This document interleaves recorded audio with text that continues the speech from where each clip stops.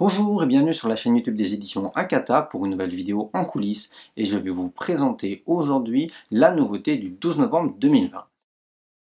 La nouveauté, donc, c'est les Chroniques d'Asfareo tome 3 et c'est le seul livre qui sort, c'est assez peu habituel. Simplement, c'est parce qu'avec le deuxième confinement, nous avons décidé de décaler les lancements de certains titres, donc À nos fleurs éternelles tome 1 qui est décalé juste d'une semaine, et Tant qu'il le faudra, le roman de Cordelia tome 1 qui est décalé pour le coup à janvier 2021. Ça, c'était vraiment pour se donner le temps d'observer comment allait évoluer la situation et donner le plus de chances aux ouvrages de trouver leur public. Je ne vais pas m'attarder dessus et je vais passer donc aux Chroniques d'Asfareo tome 3. Comme je vous l'ai dit au moment de l'annonce, c'est vraiment un ouvrage qui marque un tournant dans la série puisque au début la série devait faire un seul tome et puis petit à petit elle a vraiment bien fonctionné et c'est à partir de ce tome là vraiment que l'histoire va complexifier les enjeux politiques, l'univers global du manga, avec notamment l'apparition de personnages antagonistes vraiment du royaume, etc. Donc je ne vais pas trop vous spoiler, mais si vous aviez la curiosité de savoir comment pouvait évoluer cette histoire-là, je pense que ce tome 3 va vous donner satisfaction à ce niveau-là. Les choses, cela dit, que je voulais évoquer à l'occasion de la sortie de ce tome 3, eh bien, je voulais un petit peu parler de la couverture et de comment elle a été travaillée, notamment par rapport à certains petits détails. Si je prends le tome 3 en japonais, vous pouvez voir, alors je vais enlever le bandeau, mais vous pouvez voir que c'est pas cadré tout à fait de la même manière. Parce que c'est vrai qu'au Japon, comme vous le savez, ils peuvent écrire à la verticale ou à l'horizontale. Et ça a des grosses implications sur la manière dont les éléments peuvent être placés. Nous, il s'avère qu'en général, autant que possible, on met des logos à l'horizontale parce qu'un logo à la verticale, c'est souvent très peu lisible. Et une des difficultés qu'il y a eu sur les Chroniques d'Asfareo, c'est que d'un tome à l'autre en japonais, le logo il change beaucoup de positionnement. Là vous voyez il est en vertical et il est séparé à deux endroits différents pour pas tout simplement cacher le dessin. Sur le tome 1 il était à l'horizontale en plein milieu et sur une seule ligne. Sur le tome 2 eh bien, il était à la verticale et seulement en un seul bloc. Et puis, par exemple, sur le tome 4, j'ai pas pris tous les tomes parce que ça faisait un petit peu beaucoup pour vous montrer, il était en deux lignes, mais cette fois au même endroit, alors que sur le tome 3, c'était séparé vraiment à deux endroits.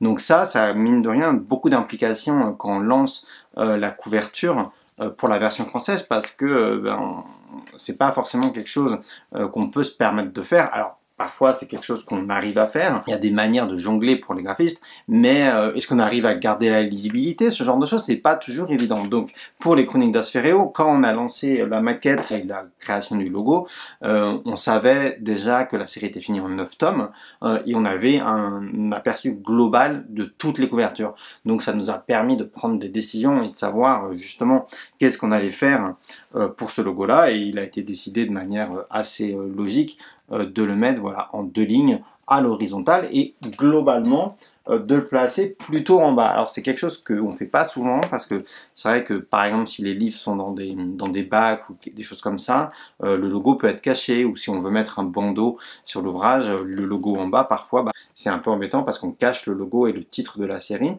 Mais exceptionnellement, parce que ça nous semblait joli, esthétique, ça nous semblait approprié pour cette série là, on a décidé de laisser le logo en bas. Alors une des implications que ça a, c'est que pour le coup les éléments par rapport à la version japonaise ne sont pas forcément cadrés et coupés de la même manière. On le voit pas trop sur le tome 1 parce que finalement on est sur deux choses qui sont assez similaires en termes de cadrage, mais si on prend les tomes suivants, le tome 2 par exemple, on va voir une grosse différence. Le tome 2, on voit un peu plus le dragon.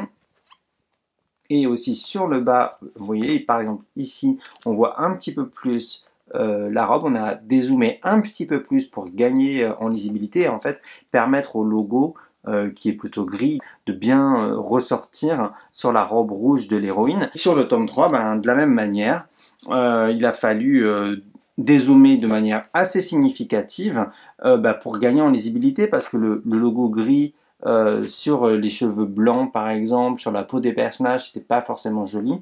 En plus la robe de Roku est assez jolie, le noir fait un beau contraste avec le rouge et aussi avec le logo, donc c'était plutôt judicieux de dézoomer. En plus, bon, bah, par rapport à la version japonaise, hein, où les personnages sont très zoomés, ce que j'apprécie beaucoup, c'est qu'on voit bien la coiffure de l'héroïne. Le dessin est d'une certaine manière moins caché, alors moins caché sur le haut, il est un peu plus sur le bas, mais c'est vrai que quand on compare à la version japonaise, ben, au final, on voit plus du dessin sur le bas aussi de toute façon.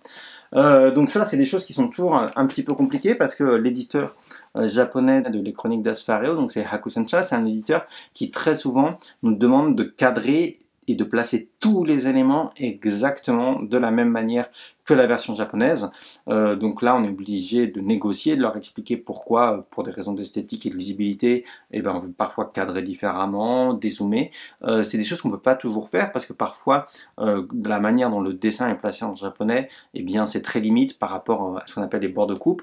Les dessins, en fait, continuent au-delà de 3 ou 5 mm. Parfois, les dessins ne sont pas assez grands pour pouvoir permettre de dézoomer. Là, en l'occurrence, la dessinatrice prévoit des visuels assez grands et assez larges, donc ça nous permet de zoomer et de dézoomer à foison comme on a besoin pour pouvoir bien remplir ou pas les visuels de couverture. Voilà, bah c'est à peu près tout ce que je vais vous dire sur ce tome-là. Simplement, je vais vous faire une petite preview du tome 4. Voilà, là on a pour le coup aussi un visuel qui est très zoomé et qui tranche beaucoup avec les visuels des 3 premières couvertures. Je ne sais pas encore qu'est-ce qu'on va faire. En plus, il y a quelque chose qui est assez intéressant, c'est le fait que le personnage est décentré. Ça, c'est un effet qui est à mon avis très intéressant. Là, on est en train de travailler sur la couverture de tome 4 avant de l'envoyer en validation. Donc, on n'a pas encore pris de décision et je ne sais pas qu'est-ce qu'on va réussir à faire ou pas. En tout cas, voilà, c'est un petit teasing et vous verrez tout simplement le résultat quand on dévoilera la couverture sur les réseaux sociaux. Et bien voilà, je vais m'arrêter là pour cette vidéo en coulisses à propos des Chroniques d'Asfareo au tome 3. Et de toute façon, je vous donne rendez-vous très vite pour de prochaines vidéos de présentation. Prenez bien soin de vous parce que la période est bien compliquée. Et puis, passez une bonne journée. N'hésitez pas à vous abonner à la chaîne, à commenter, à partager la vidéo. Et je vous dis à très bientôt.